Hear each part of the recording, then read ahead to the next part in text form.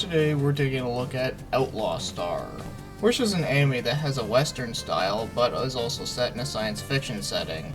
And you know, that kinda awfully sounds a lot like Cowboy Bebop, doesn't it? Well, I'll talk about that anime at some point in time, but for now we're taking a look at Outlaw Star.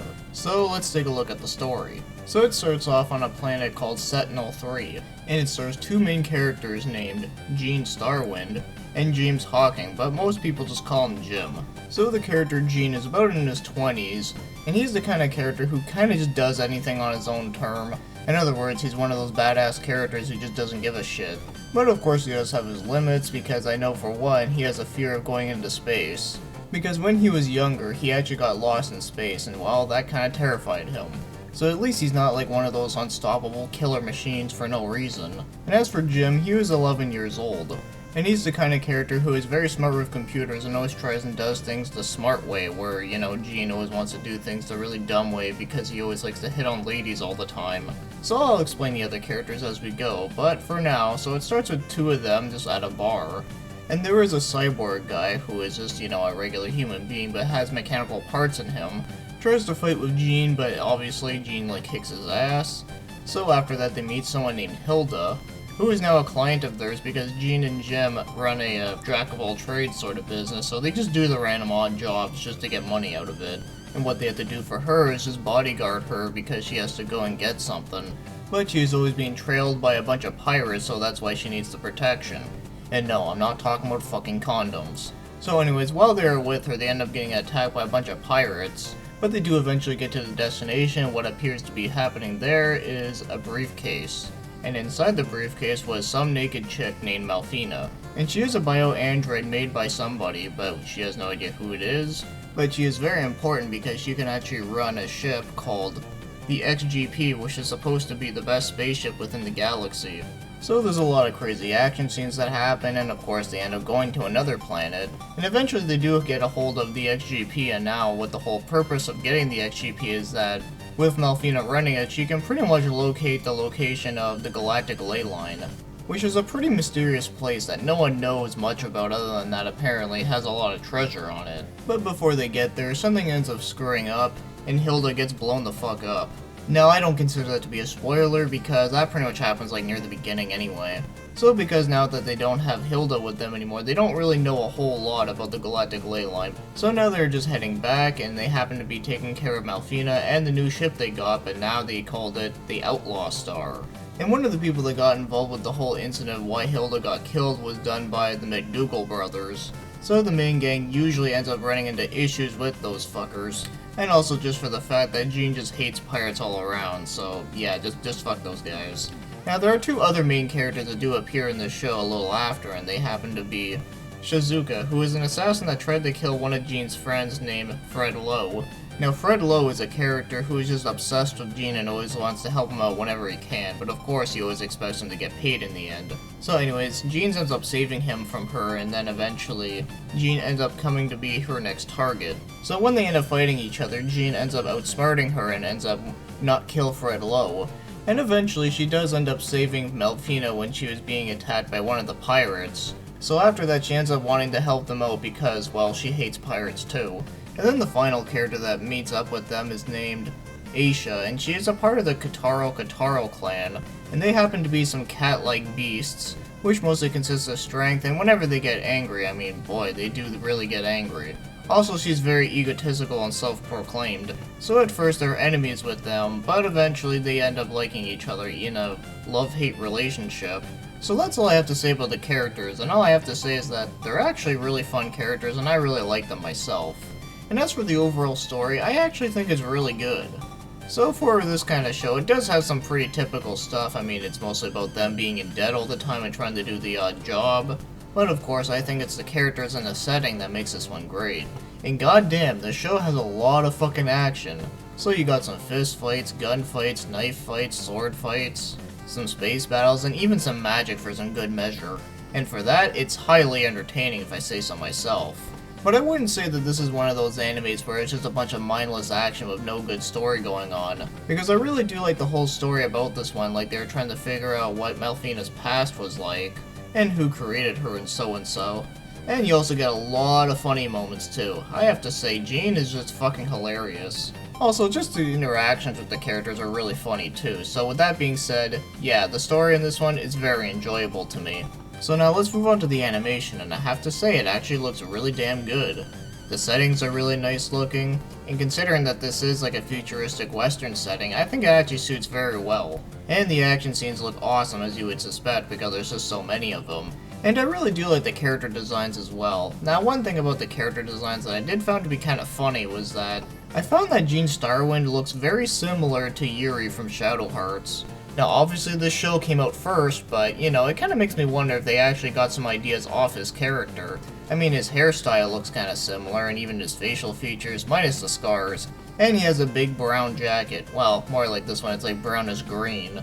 And the fact that he's very amusing, much like Yuri, well, yeah, that also kind of reminds me of it too. Obviously, it's not exactly like it, but just enough similarities so it makes you think. And speaking of inspirations, apparently Gene's name actually came from Gene Roddenberry, who is the creator of Star Trek, so that's kinda cool. But overall, for the animation, I really don't have any complaints whatsoever. Now, as for the music in this one, I actually really like it a lot. Not only do a lot of the songs really suit the theme, but they actually sound really fucking good. Now, one thing I did find to be pretty amusing was that I actually found that the background music that plays in the bar on Sentinel, it kinda sounds like something out of Castlevania. At least that was the kind of vibe I got from it. So that's all well and good, and as for the opening, yeah, it's fucking awesome as well. So not only does the song just sound awesome, but it really just suits the show perfectly. So I really don't have any complaints about the song itself. And now as for the voice acting, it's actually quite good. Now obviously it's not perfect, but it definitely does have a lot of great things in it. So Gene is being played by Robert Botchholes. Yeah, I'm not kidding, his last name is actually Botchholes. And I think he does a really amazing job as Gene. I just think it just suits his personality perfectly. And it's unfortunate that he hasn't done a lot of roles because from this one, he's actually pretty damn fucking good. And then Jim is being played by Brianna Siddle, and I think she does a really good job as him. Then again, she always does a really good job with the young boy characters. Now, her voice actually isn't too bad at all. Now, it's not like the greatest thing ever, and you may find that it does sound a little bit on the boring side, but then again, I mean, she is kind of like a robot character. So in that regard, it actually suits it quite well.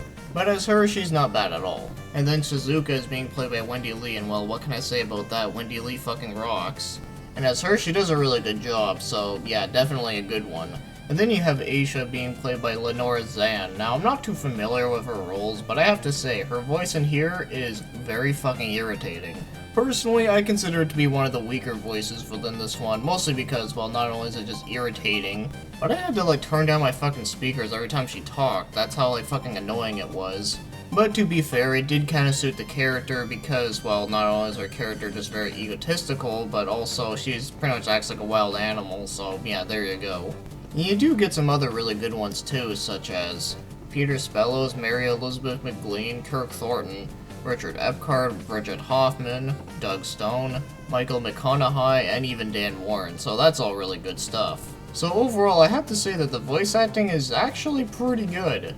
Now, I wouldn't say it's like the best voice acting ever, but it definitely is a pretty good solid effort, especially for most of the main cast. Now, before I talk about the score, there's two things I do want to talk about. They're just small complaints, and I think that would have been a nice touch. Now, the first one is a very small complaint, but I figured I'd mention it there, is that it does take quite a while to get to the main point, but thankfully the show is far from boring, because at least this one does have a lot of good action going on, and various amount of funny parts, so at least when you're trying to get to the main point of the show, at least it's not boring.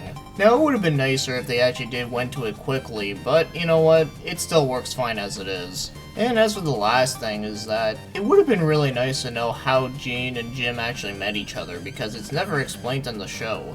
It might have been explained in the manga, but because I never read it, I can't really comment on it. But it would have been a pretty cool backstory to figure out how they actually met each other and why they wanted to start up the business. But those are really just minor things, but if they would have included them, it probably would have made the show much better. So now, if I were to rate this one, I think I'm going to give this one a 9 out of 10.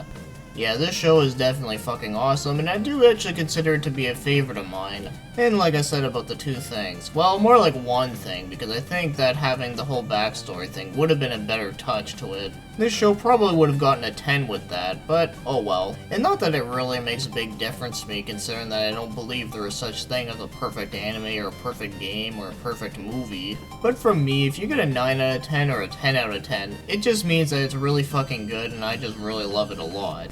So in the end, it really doesn't matter which one I give it because, well, this show is definitely awesome. So as I said, I really like the characters, I like the setting, I like the whole idea of the story, and it's definitely action-packed. So if you like different varieties of action, well, this is definitely it.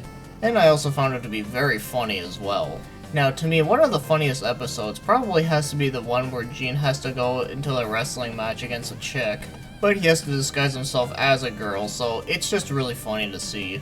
But the part that really cracked me up was at the beginning of the episode where Gene is talking to Fred, where before he actually accepts going to it, he's like, under one condition, and he's like, I'm not gonna sleep with you.